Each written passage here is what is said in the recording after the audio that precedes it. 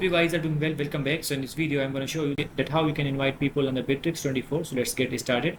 So first of all, what we have to do, simply we need to go to our account, and after going to the account you will get the interface like this. So what we have to do, simply we need to go to this option which is called invite. So let's click on the invite, and after clicking on invite, as you can see, has an option for the invite. So let's click on the invite, and after clicking on this, we need to choose the invitation method. If you want to copy this link, you can also do that. As you can see, now the link is copied.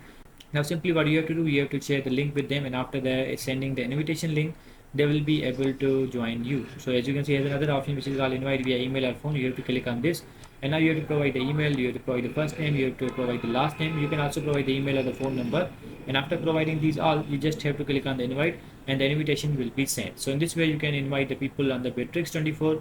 I hope you guys understand this video that how you can do this. So see you guys in the next video.